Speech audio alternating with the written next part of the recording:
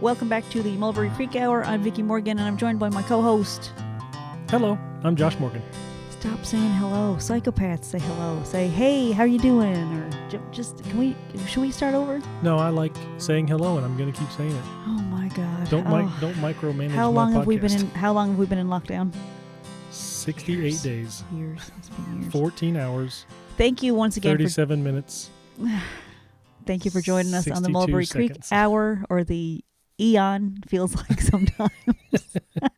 Thanks for joining us once again. Of course, this is our venue for sharing our thoughts and our songs, and an excuse to call up friends, musicians, and people that we want to talk to. And the podcast is a great guise that we've created to talk to people. That sounds like we're tricking people. We kind of are. Like, this is our scheme in order to talk to musicians. Webster's dictionary defines scheme as really good idea during a pandemic and long after. So what do we got going on this week?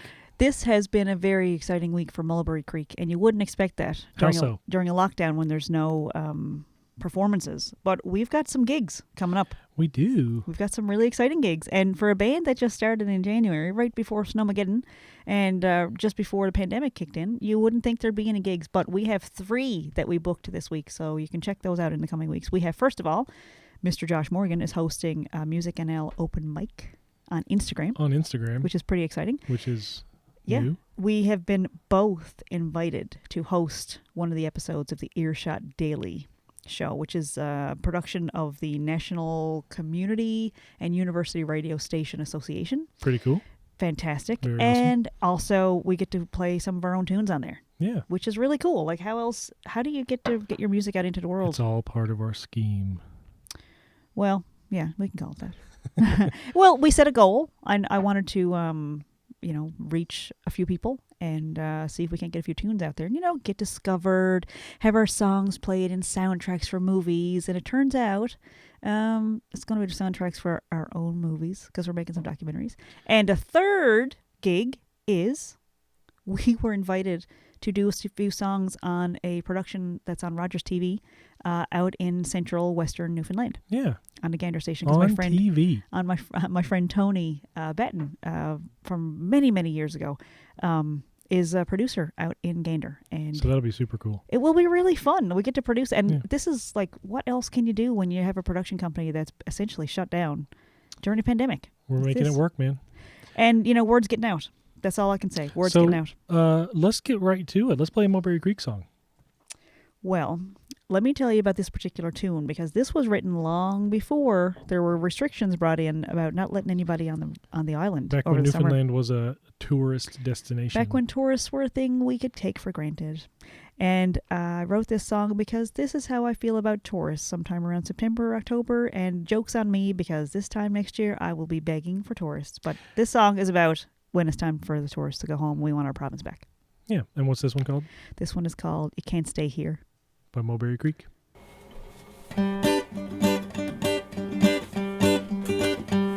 I'm not your puppet, can't pull my strings. Rodeo clown, push a bucket, he sings. Not here for your pleasure, put the batteries in. Can't hit rewind on your original sin. I'm the girl you love to hate, 'cause I make you feel better. Hump my leg, little Irish setter. Time to go home, it's time to go home. You can't stay here, go back home. Drive all day for the roadside attraction.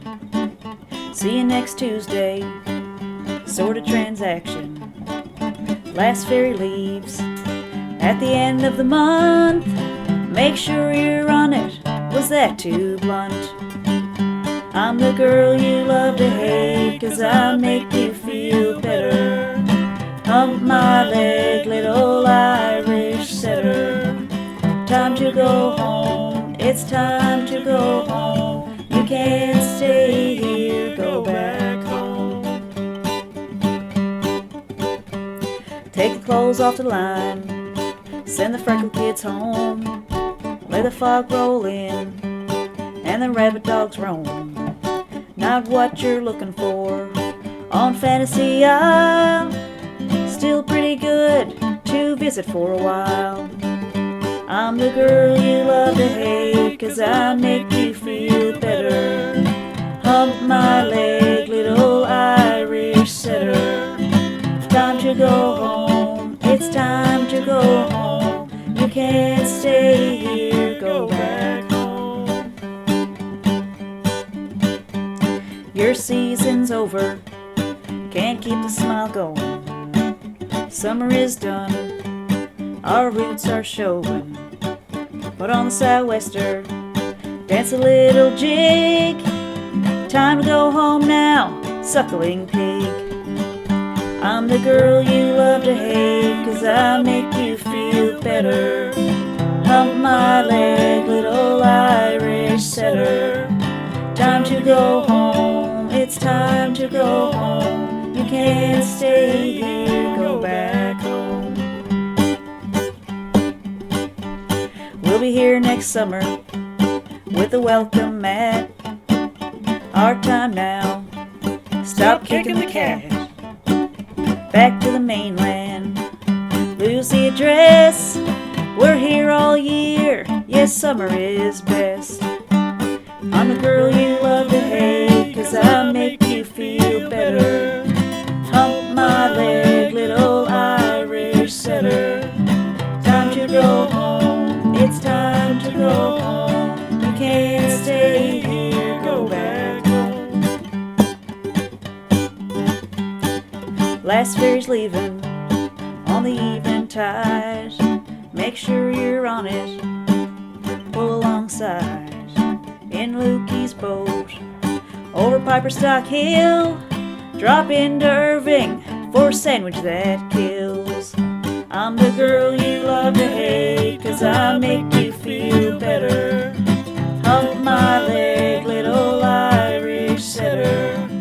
Time to go home, it's time to go home. You can't stay here, go back home. That's all you get, time to move on. Before you know it, there's snow on the lawn. Thanks for coming in the sea of no cares. Don't know where you're going, but you can't stay here. I'm the girl you love to hate, 'cause I make you feel better. Hump my leg, little Irish setter. Time to go home, it's time to go home. You can't stay here, go back home. It's time to go home, time to go home. You can't stay here, go back home. So that was Can't Stay Here by Mulberry Creek. That's a Yes. fun one. I love that one. Yeah. Hump my leg, little Irish setter is my favorite. Girl you love to hate, 'cause I make you feel better. That sums up my life, I gotta say. And not to be negative, but I think that sums up Vicky Morgan. That's a fun song. I love that one. And that it's was a funny sing-along. that we were at the dollar store today and saw all the tourist stuff that is not going to get sold. That's going to be on Because discount very soon. Nobody's going to be visiting for Canada Day or any, It'll get back. This is going to be a new frontier that we haven't really. It's going to be a different summer. It really is going to be a different time. Everything, regatta's canceled, folk festival's already canceled, George Street Festival, all the things that we look forward to every year.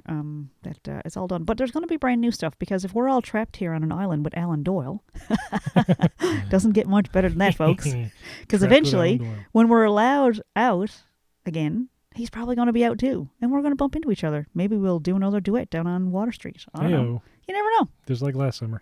Well, right? Anything can happen. And if I start saying it out loud, because, before that thing in Garden Cove happened, and if you haven't seen that, go to YouTube. It is the greatest moment of my life, caught on video by my husband.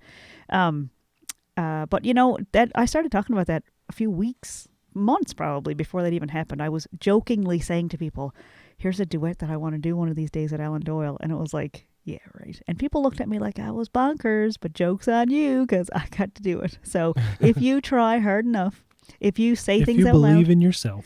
if you believe, things can happen. You never know your luck in the big city. Well, we do in this city. We know that we're limited to the people that are already here because they're not letting anybody else in. Right. Can you imagine? Can you imagine not being allowed? Like when we were living away, which leads me into, of course, who our guest is today. But when you're living away, there is something very special about coming back to Newfoundland. And we came back, I think, maybe every second year. We tried to come every year, but I think that ended up being every... It got pretty couple expensive years, on the ferry, and we came up with some excuses like, we're going to shoot a documentary on the ferry, and they said, haha, yeah, we've heard that one before. You have to pay full price. So it got very expensive, and eventually it got too hard to leave. So we, on our last vacation, decided just leave the bags because we're staying. And here we are. Here we are. But who are we talking to today? Because that is related to what we are talking to one of my heroes. And I mean that very sincerely, because back in the day, when I was a teenager, there was a woman rock star in St. John's. And she is a rock star. Oh my God. She was one of the women who was like headlining at the folk festival, not the folk festival, the Peace Accord, which was, sorry to the folk festival committee, but Peace Accord was like the absolute coolest, especially for teenagers. It was really that punk, underground, grunge scene, and man, she was it. Yep. She was it. And she lives away. She was someone that I really looked up to, and she was very, very big on the music scene here. And I'm not sure how long she's been away, but we met Liz Solo on a video shoot downtown. We were in a store called Johnny Ruth, and I said, so the lady that I was with was talking about changing her name. And I said, yeah, like Liz Solo, who is the coolest woman ever. And man, not 30 seconds later, we were in the same store, and the lady I was with went, I think that's Liz. And I went, no way. Liz Solo came in to the store where we were. Oh my God. I went all fangirl. I'm going to include some pictures of the pictures we took that day, but I went bonkers. It was pretty exciting. Oh my God. Like it was just serendipity that she was in the same. I had just said so then we name. used one of her songs for that video. She was so gracious. Because she just happened to be there and she was super cool about it. And then we talked to her this week on our show. She has a brand new book. And it's so good. I'm almost through with it. I'm a very slow reader, but it's so cool. It's like 1984, Chuck Palahniuk, like dystopian, grungy, gritty, really cool fiction. Well, that's Liz.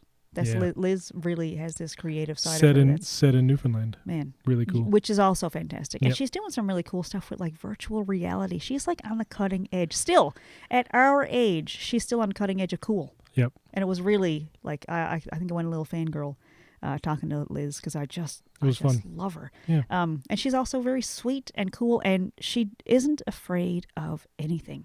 So we had some real cool, I got some cool answers out of her, and I got to ask her some stuff that I have been wondering about for a long time. And so that was really exciting to get to talk to her. And she's going to do a song for us. We usually do acoustic songs with our guests. We have them send us an acoustic song since we're doing social distancing. But Liz went all out, and she did a full band. Yep. I'm assuming she recorded the whole thing herself because it's awesome. So about halfway through the interview, she'll play a song for us, and it's awesome. Much like ourselves, she's limited access to things right now. She's doing this at her house. Yeah. And the fact that she went that above and beyond for us was just, what? So I'm going to do one more plug here on this show about doing your own podcast, because this is really rewarding. You get to talk to people that you want to talk to, and you get to just meet your heroes. And who can say that when we're not allowed to be near people? We're able to meet and talk to our heroes. And we also do have some giveaways. We have some copies of Liz's book, if you'd like to read it. It's called Phreak, and I'm not really sure how are we doing the giveaways. So just let us know. Just make a comment on our Facebook page, the Mulberry Creek Hour, or the Mulberry Creek Facebook page, the Instagram page, Mulberry Creek Music. We are everywhere. You can find us anywhere. Leave us a comment, send us a message, and let us know if you want a book or a Navigator CD from the Arthur O'Brien interview last week. We have so much cool stuff to give away. We also have some copies through Bandcamp of the 1111 CD, which was one of my favorite performances. That was one of the things that was a staple, especially when I was living away. I literally wore out my 1111 CD. But that is available on Bandcamp, and there's the rest of Liz's discography is available on Bandcamp. And so we would be happy to send you a link to those for free, because we would prefer to buy material from these artists that are so gracious to be on our show and give it back to you, the listeners, because without listeners, there's no show. Yeah. So we would be happy to give that, buy the stuff from the artists and give it to the listeners instead of boosting a post on Facebook. Right. So let's get to our interview with Liz Solo. So welcome back to the Mulberry Creek Hour. I'm Vicki Morgan, and I'm joined by my co-host Josh Morgan. Hello. And I am beside myself. Like, I'm so thrilled to have Liz Solo on the show. Oh my God, Liz, thanks so much for being with us. Well, thank you so much. I really appreciate this opportunity with you guys. Nice to meet you virtually with your dog there. He's gorgeous. So, Liz, you're originally from Newfoundland, is that right? That is not right. I was actually born in Scotland. Wow. So I'm a Scot by birth, but my parents, who met in Toronto, I was brought back here. They met in Toronto, then my mother went home to Scotland to have me, to be close to her mother. And I spent my early years in Toronto and surrounding areas and moved to St. John's when I was 11 or 12. It was a very different experience coming from Ontario to St. John's at, 11 or 12, which is a pretty formative time. Really big cultural differences that took me a long time to be able to navigate, as a kid and as an adult, actually. But yes, I mean, I've spent the majority of my life there. So, it's a very important place to me, Newfoundland and Labrador. Do you remember what stood out when you were 12 years old? Like, that had to be, to go from a big city to, even in St. John's, it's a very, very small town. I feel like it may have a hunch that it might have contributed to the writing of your brand new book. That the whole idea probably goes right back to when you were, before you were even a teenager, seeing Newfoundland. It's actually interesting that the book is very much about Newfoundland and Labrador, but it's also a Canadian story as well. When I write, and I've always done this, even in theater or film or other kinds of writing that I've done, I take things to an alternate universe always.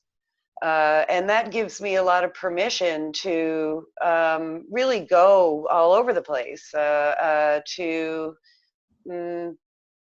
I also like to take broad strokes. I think I actually attribute it to how important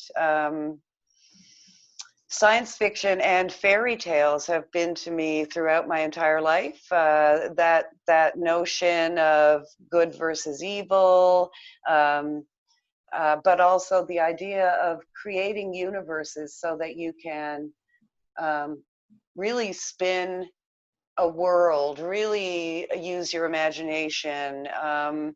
And maybe that's part of my theater background too, that notion of immersing oneself in some other reality. And so world spinning is kind of at the basis of everything, but then all the information comes from obviously my experiences.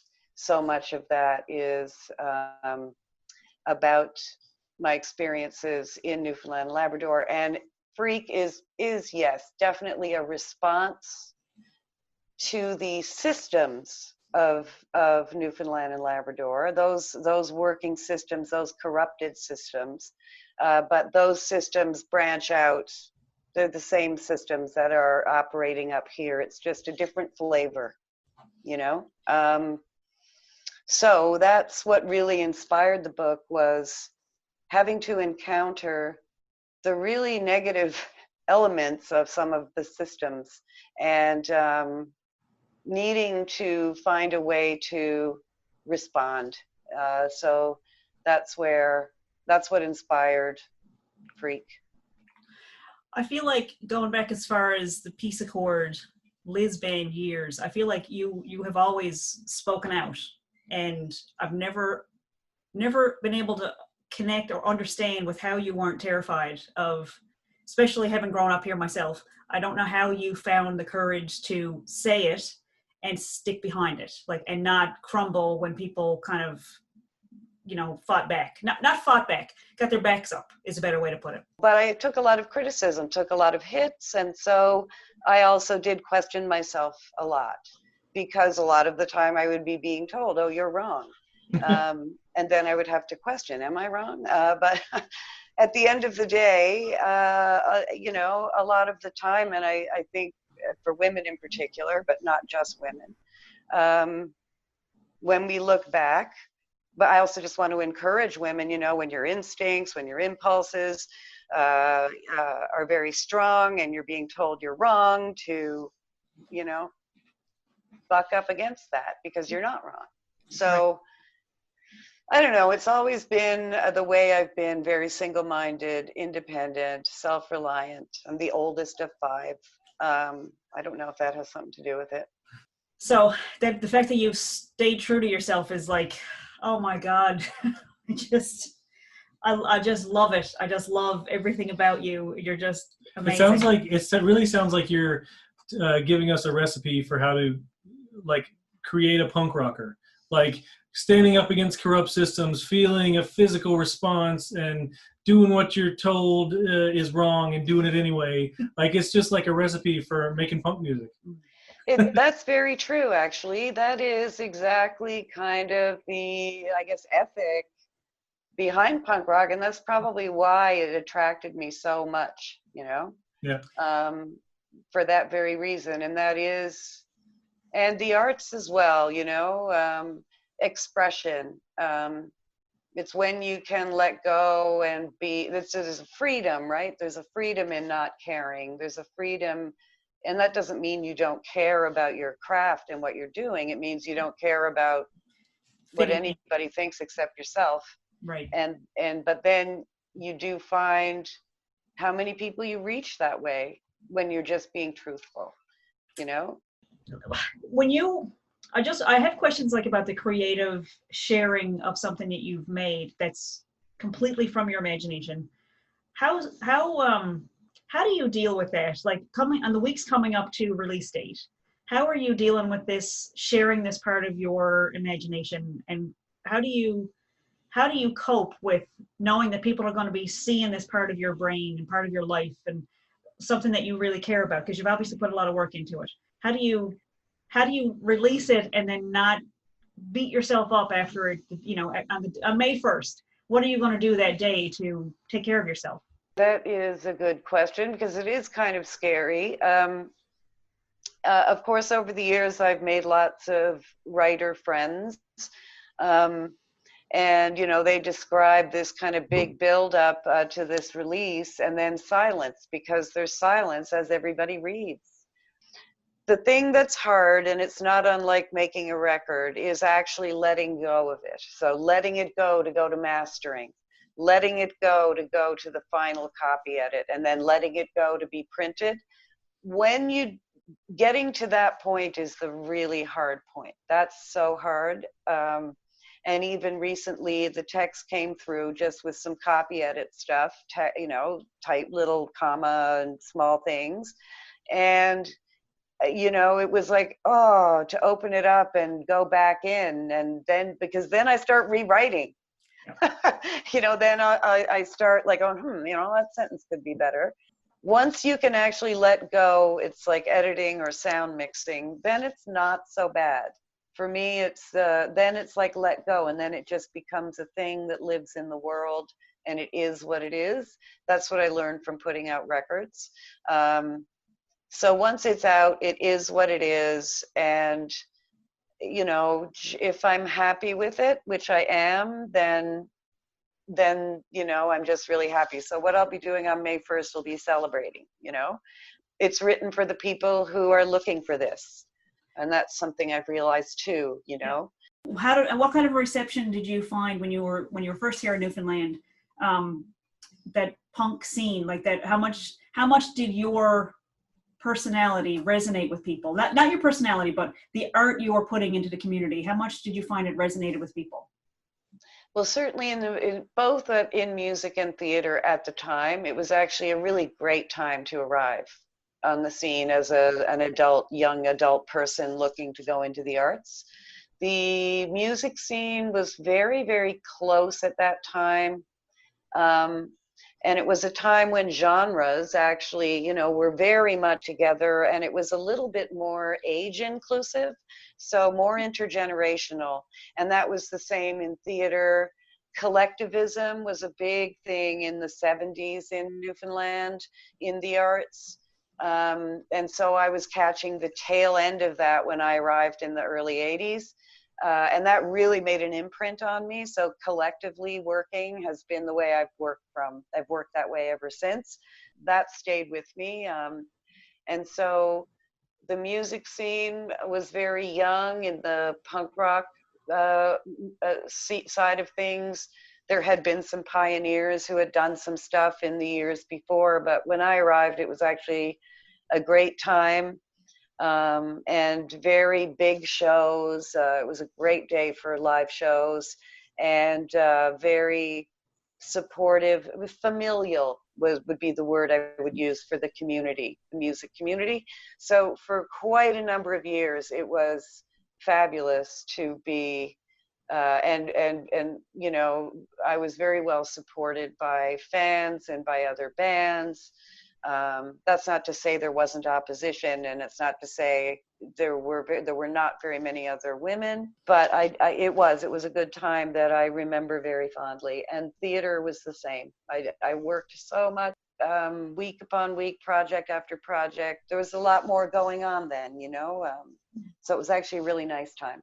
Maybe that's something that'll come back with all these new ideas that are coming up with people being locked in their homes. Maybe that'll kind of be reborn, because there seems like people are starting to appreciate how much art they need in their life just to be healthy. And that seems to be kind of sinking into people now, that they're so isolated and need it so much, right?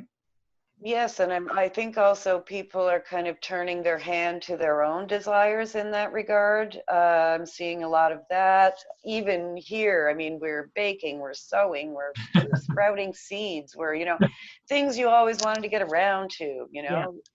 I'm playing Zelda, Breath of the Wild. I'm, doing things that I've always kind of wanted to get around to. So it's cool though.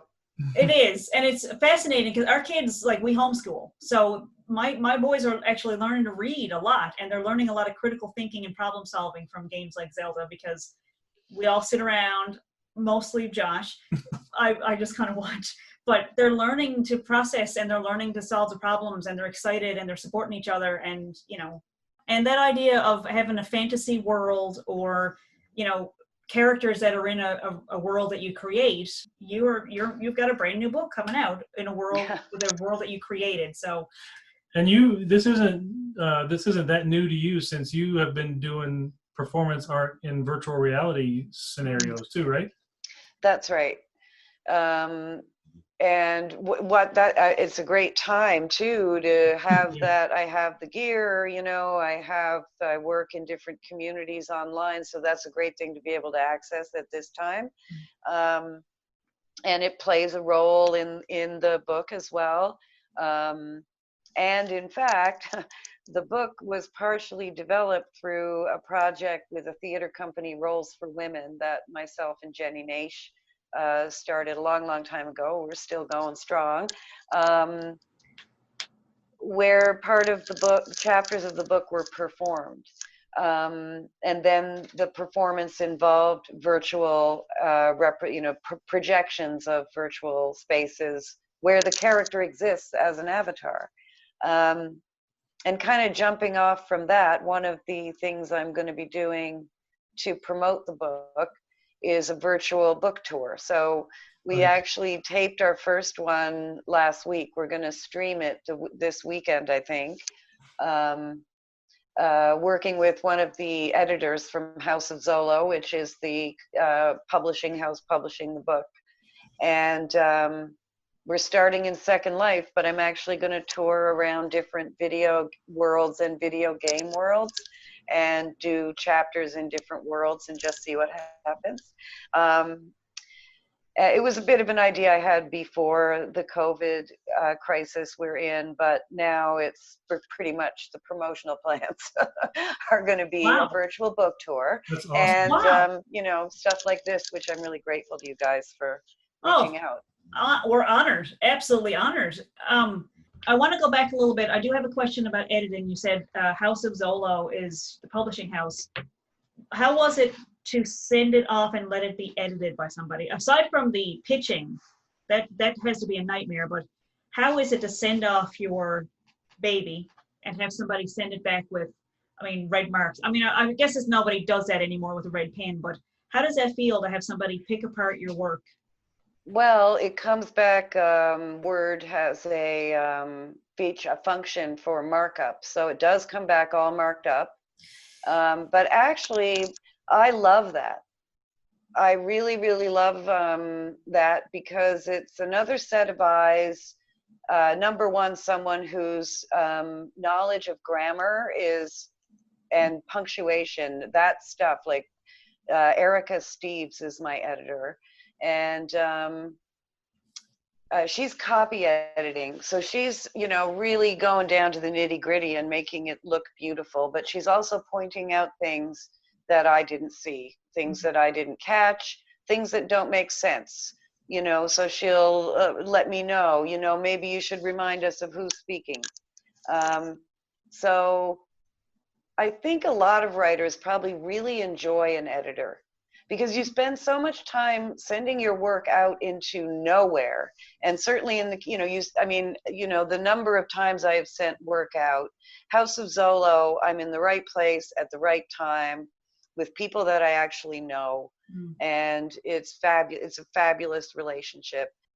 You want somebody to look at it. You want somebody to pick it apart. Okay. I do anyway, Yeah. because it's making it stronger and better. Right.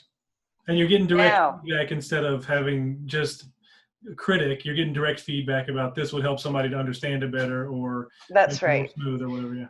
So, any chance of this book being made into a film or theater production? Having not seen it, obviously. I'm working on an audio book, which is, not the same. I think it could. Well, the way I've written the book is each chapter is almost completely self-contained, and they go through different time periods. So it's a little bit disjointed. It's not as sort of straight up. It is linear, but the first chapter, they're 7. The second chapter, they're 11, up to about the age of 25. So you're capturing a snapshot of this character's life at these different ages, but it's all a connected story. So each chapter in and of itself could be a little film. It also sounds like it might be a good storyboard for a video game. I'm just throwing that out there. Interesting. Yeah. Yeah, a video game based in Newfoundland would be phenomenal. Like that would be actually so awesome. That's a really cool idea. Now that you mention it. So we are going to throw to a song that you're going to do for us. And what is this song that you want to share with us? Well, what I'm considering is a song called Owls. I wrote it quite a few years ago. I used to perform it with the Sauce, me and Mike and Colleen Power. So we'll listen to Owls, and we'll be right back with Liz solo. We'll be right back.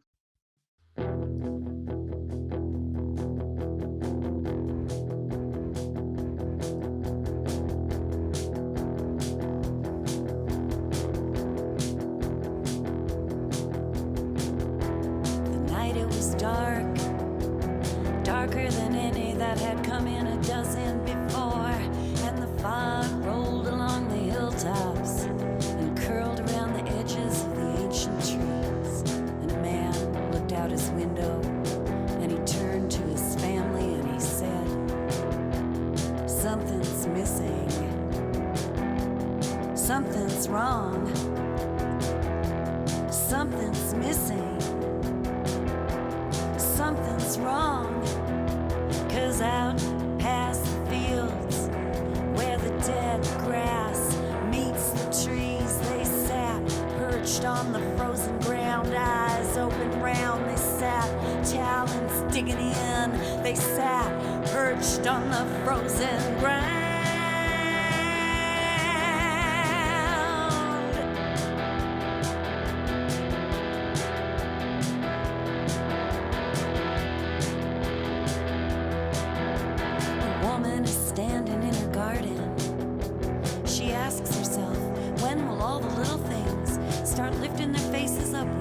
pushing towards the sun. She asks herself, where have all the songbirds gone? She says, something's missing.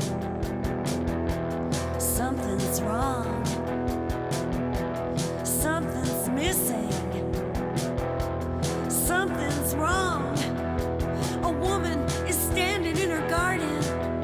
She asks herself, when will all the little things start lifting their faces upwards, pushing towards the sun? She asks herself, where have all the songbirds gone? The owls,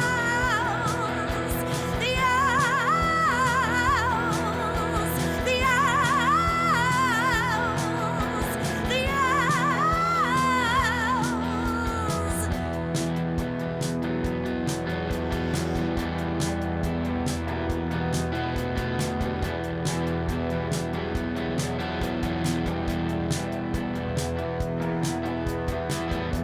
The fog lifts, the atmosphere shifts, the clouds part, and the moon shines round and white as they head off into the night. They're flying towards the cities, heading off in all directions, flying for the cities, heading off in all directions. And the beautiful girls gather round the drum, and the beautiful boys stand around in a ring. The beautiful girls lift their voices to the sky. The beautiful boys dance in time high above the rooftops, upon the chimney pots, above the city, above the city. The owls, the owls, the owls, the owls.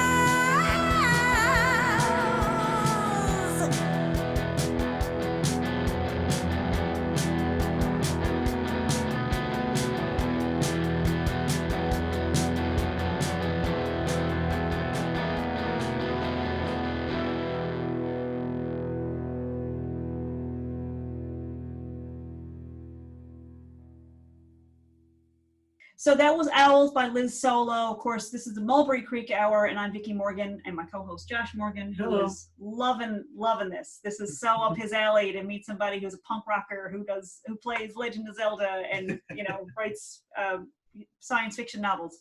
Would you classify Phreak as a science fiction novel? Yes, I would. It's like dystopian science fiction works for me. But it's not about the hard science, but I do try to research any references and make sure I'm, accurate if I'm doing anything to do with science in there. So yeah, I would say it's kind of science. In a way, I've created a world where what if all the conspiracy theories in the world were true and you were living in that world? Yeah. It's a little bit like that. Not that I'm trying to push any conspiracy theories. It's just a little bit like that.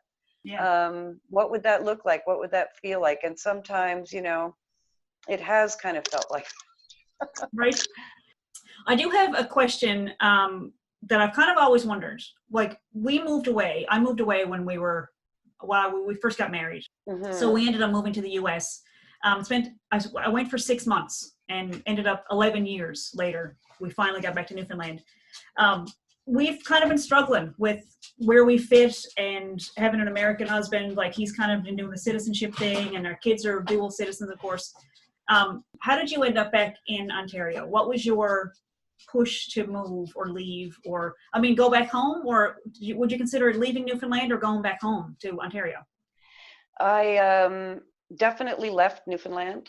I just really started to take the shenanigans that have been going on there personally.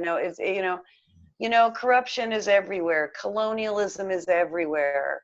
But when it's in a place that it's almost like it's through the Muskrat Falls fiasco, I really got my eyes opened. I've always been an activist. I've always thought I knew what was going on, but I did not see how deeply bad things were. Like I could almost cry right now just talking about it. And having that realization took Newfoundland and Labrador from me. All the systems that, I would have to encounter often in crisis situation in my own personal life, and then this mega human rights crisis looming over the whole place, taking everyone down and fighting it. And I just couldn't take it anymore. It was killing me. It was hurting me physically. It was damaging my mental and physical health to be there any longer, and I had to leave. And that's basically it. And I never thought that would ever happen, ever. I never thought I would leave Newfoundland and Labrador, ever. I thought it was my home for life. And when I saw what was going on and saw the writing on the wall, because, for all my bravado and conviction, there's a big naivety to me as well. There's a belief, a belief in the goodness of, and it just got so crushed there that I couldn't live there anymore. And when I came back to Ontario, my life blossomed. It blossomed, and I, hate to say it, but that's what happened. And I feel happy here. So that's the deal. I appreciate you sharing that, because as someone that I look up to, I could tell you, since we've moved back, having our eyes opened, mine especially. My husband was always open-minded and wonderful, and I grew up small town, small-minded, and had the world open up, and really missed home, and wanted to be home. I just felt this draw to come back home, and we've been here for about 2 years, and I feel like I'm kidding myself sometimes, because I keep thinking, we can just order what we want on Amazon. It's fine. It'll just take longer to get here. It's okay. We can make a life here. We can create here, and we can raise children here who are open-minded and, feel like they have some power and control over their surroundings. And it is a bad system. It is a really bad system of corruption and nepotism and cronyism and all those bad things that, really make you feel like your soul is dying to watch it. So I was kind of hoping you might have something more la la la, but it's just not reality. Let me think. It's just well, there is a lot to love about Newfoundland and Labrador, 100%. And a lot of stuff to fight for. Yeah. It's just, for my part, I felt, I don't know, there weren't enough allies. There weren't enough allies to take things on. Everyone seemed to be complicit. It felt foolish for me to continue to pour myself out like that, because I realized no matter what I did. Oh, sorry, I'm being depressing again. It's okay. I'm trying to say something encouraging, because of course, and Phreak is, I don't want to give anything away, but the love is there from me to Newfoundland and Labrador. A part of my heart will always be there. Many members of my family are there. And there is a lot to fight for. So, being there, you can take up the fight. That's one thing people can do. That is one thing people can do. And it'll make a difference until it burns you out. But maybe by then, more people will join the fight and start taking back control of, like you say, like having ownership over your own life. It's a really hard place to be. And survive. I think a lot of people feel this is what I was also encountering, that this is how a lot of people are feeling right now. There in particular. Maybe everywhere else in the world, I don't know, but that was my experience, that there's an awful lot of stress that is just being leveled at the people of Newfoundland and Labrador, not of their doing. And the resources that are needed to support people aren't in place. So that level of stress, it does become very, very debilitating, and it's stuff that needs to be addressed. It's going to take a complete overhaul of the system.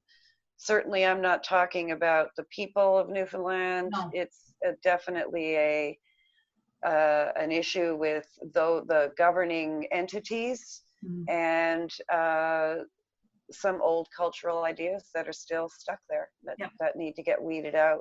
Yeah. But no, I think, that there are people everywhere in Newfoundland and Labrador who feel like the way you feel.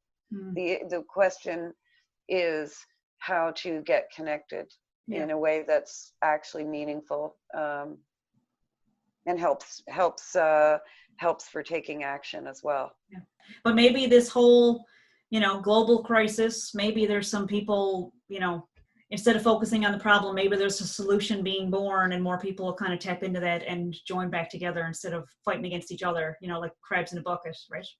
Well, certainly Newfoundland and Labrador has so much potential and opportunity to be a world leader in new systems, Absolutely. in new ways of doing things. And that can happen, but it takes will. And right now it's all about dollar signs and, right. But what's it going to mean if oil stays at, Right. So, yeah. Liz, I could talk to you for a week and still not run out of stuff to talk about. Is there anything that we haven't touched on? So May 1st is the release date for the book, and it'll be available digital, and you're working on an audiobook as well. That'll be later on down the road. Yes, and we are, because there have been certain issues with both printing and shipping via Amazon. There's issues shipping to Canada at the moment. There's been a little glitch in the print book, but we're trying to iron it out. So the print book is hopefully going to be ready on May 1st, but if it isn't, it will be within a very short time. So it's starting to look good for finding other avenues. But, it's good to roll with the punches, and the digital release will be out on the 1st at the very least. So there'll be a Kindle version on Amazon, and then through houseofzolo.com, you can grab the PDF or the EPUB. I'm excited to see how you do a virtual book tour. That's going to be fantastic. Yes, it's the first one. We taped the first one, and it was fun. But it's going to be neat. We want to go into like Warcraft and some of the 3D worlds, and nice. Just see what happens. I can't wait. I know it's going to be amazing. One more thing. Where's the best place for people to find your music library? Is it all on Bandcamp? Bandcamp is where to go. I've just found them to be the best, easiest to deal with. There's no nonsense, no muss, no fuss. Wow. Bandcamp are really great just for musicians out there looking for a place to distribute. I find them very, very no nonsense, straight up. And those are just digital downloads, right? They don't deal with CDs at all, vinyl or anything like that. No, it'll be delivered right away. And then hard copies, Fred's distribute our hard copies.